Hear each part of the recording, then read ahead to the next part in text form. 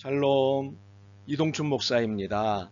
오늘도 여러분의 삶이 주님의 평안으로 가득하시길 기원하며 하나님의 말씀을 나누겠습니다. 오늘 주시는 말씀은 요한복음 12장 12절에서부터 19절까지의 말씀입니다.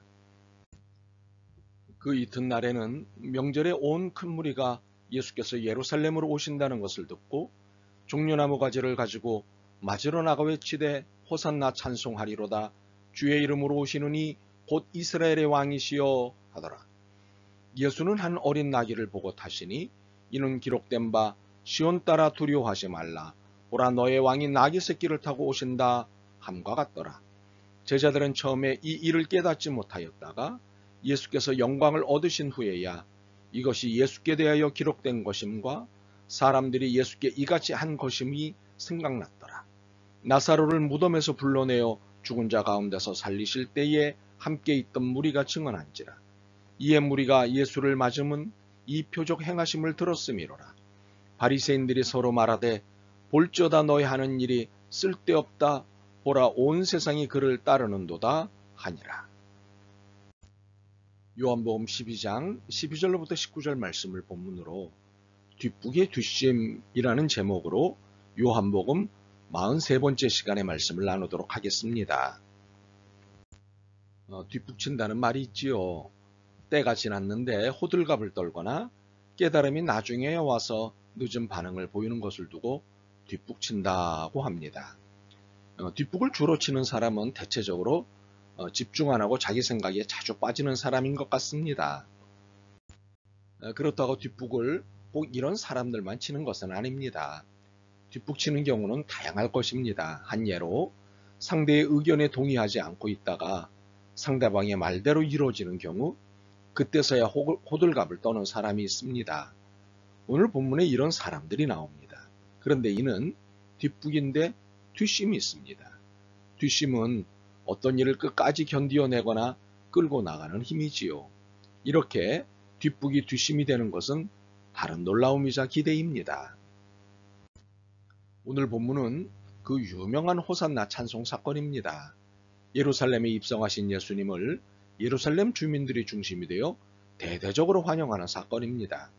그런데 이를 두고 왜 사건이라고 지칭하는지 그 이유를 아시겠습니까?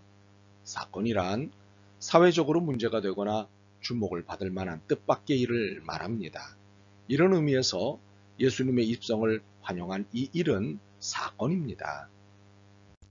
19절의 의미를 이해하시면 이 일이 왜 사건인지를 이해하실 수 있습니다. 바리새인들이 서로 말하되 볼지어다 너희 하는 일이 쓸데없다. 보라 온 세상이 그를 따르는도다. 여기서 너희 하는 일이 무엇인가요? 예수님을 죽이고 나사로를 죽이려고 하는 계획을 말합니다. 그런데 군중들이 저렇게 열심히 따르는 것을 보니 이러한 살해 계획이 다 부질없다고 체념하는 것입니다. 이제는 통제불능이요 온 세상이 저자의 뒤를 따라 몰려가고 있소. 그러므로 이 일은 단순한 일이 아니라 유대사회 전체를 뒤흔드는 사건이었습니다. 그런데 정작 이 사건에 대한 제자들의 감은 매우 떨어졌습니다. 16절입니다. 제자들은 처음에 이 일을 깨닫지 못하였다가 예수께서 영광을 얻으신 후에야 이것이 예수께 대하여 기록된 것임과 사람들이 예수께 이같이 한 것임이 생각났더라. 제자들은 사람들이 왜 종려나무 가지를 흔들면서 호산나로 예수님을 열렬히 환영하는지 알지 못했습니다. 사람들은 호산나 구하옵나니 이제 구원하소서 하는데 오히려 제자들은 어리둥절했던 것입니다. 그러다가 나중 예수님 부활하신 후에야 이 환영의 의미를 깨닫게 되었던 것입니다. 뒷북을 친 셈입니다. 그렇다면 제자들은 왜 뒷북을 쳤을까요? 손안의 진주는 밖에서 더 잘 안다는 말이 있습니다. 오히려 진주를 갖고 있는 사람이 그 가치를 모른다는 것이죠. 예수님도 말씀하신 적이 있습니다. 마태복음 7장 6절입니다. 거룩한 것을 개에게 주지 말며 너희 진주를 돼지 앞에 던지지 말라. 그들이 그것을 발로 밟고 돌이켜 너희를 찢어 상하게 할까 염려하라. 제자들은 예수님의 제자가 되어 예수님 측근으로 사는 은혜를 입었지만 정작 그 갑절의 은혜를 누리지 못하는 모습을 보여준 것입니다. 사실 호산나 영접은 15절에 있는 대로 스가랴 9장 9절의 예언의 성취였습니다. 시온에 따라 크게 기뻐할지어다. 예루살렘에 따라 즐거이 부를지어다. 보라, 내 왕이 내게 임하시나니 그는 공의로우시며 구원을 베푸시며 겸손하여서 나귀를 타시나니 나귀의 작은 것 곧 나귀 새끼니라. 제자들은 이 예언의 성취를 나중에야, 즉 예수님의 부활 후에야 깨달은 것입니다. 이 면에서는 오히려 예루살렘 주민들과 그것을 방문하고 있던 사람들이 제자들보다 나았던 것입니다. 12절과 13절을 다시 볼까요?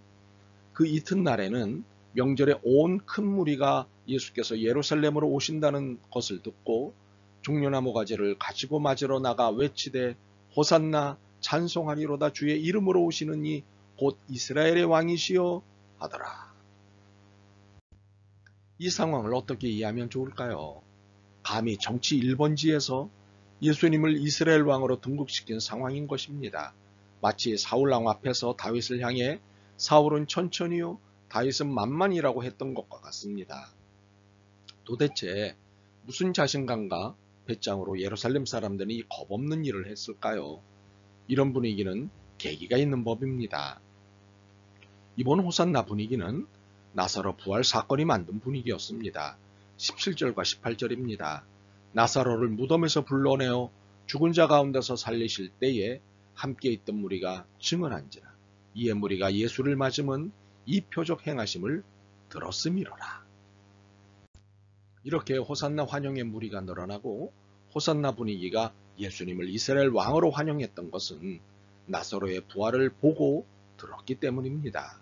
물론 나사로의 부활 이후 예수님이 곤혹을 치르시긴 하셨지만 나사로 사건은 유대사회에 일대 충격을 준 사건이었습니다. 마치 코로나19가 세계에 팬데믹이라는 충격을 준 것에 견줄만 하였습니다.